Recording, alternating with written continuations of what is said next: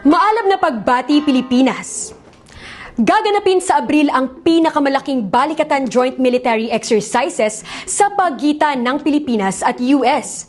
Parang last year, largest ever din ah. Larger than largest ang peg? Totoo yan. So halimbawa nitong 2023, 12,200 US troops ang nagpunta rito at lumahok sa balikatan kasama ng mahigit 4,000 mga Pilipinong sundalo. Ngayong taon ay tiyak na mas lalong palalakihin pa ito. Ano nga ba ang balikatan exercises at bakit palaki ng palaki ang bilang ng mga dayuhang sundalong dinedeploy sa Pilipinas para rito? Sa bisa ng Visiting Forces Agreement sa pagitan ng US at Pilipinas, idinadaos ang joint military exercises taon-taon para magsanay ang mga Amerikano at Pilipinong sundalo. Sa nakaraang mga taon, pinalawig pa ang kasunduang ito sa pamamagitan ng Enhanced Defense Cooperation Agreement o EDCA. Ngayong taon, focus daw ng pinakamalaking war games sa Pilipinas sa Abril ang naval drills. Sabi ng gobyerno, baka ganapin ito sa isla ng Mavulis sa Batanes. Bakit kaya sa Batanes pinili ang balikatan? Ayon sa Pilipinong nagkakaisa para sa soberanya o Pinas, baka raw dahil malapit sa China at posibleng pagpapakita ito ng puwersa ng US. Gusto nilang gawing lunsaran at base ang Pilipinas dahil itong pinakamalapit sa China. Malinaw na ang nangyari dito ay sinasamantala ng US ang panghihimasok ng China at pangaagaw sa ating karagatan sa West Philippine Sea. Matatandaan na noong nakaraang taon, nagdagdag ng 4 na military bases ang US sa bansa sa bisa ng EDCA.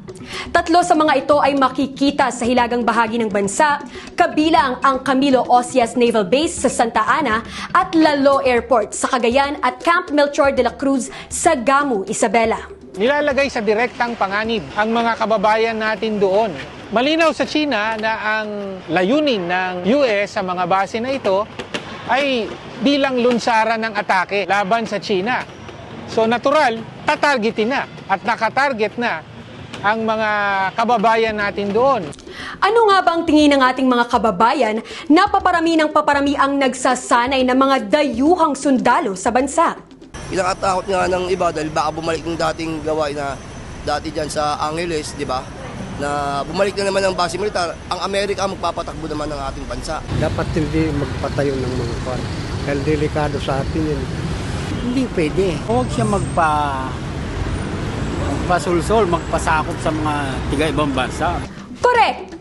Bukod pa nga kasi sa balikatan exercises, plano ng Marcos administration at US government na magdaos ng 500 pang bilateral military engagements sa Pilipinas ngayong taon. Dagdag pa ng grupong Pinas, mapanganib ang ganitong war games ng US dahil sa record daw nitong pakikialam sa mga gera ng ibang mga bansa tulad na lang ng nangyayari ngayon sa Middle East.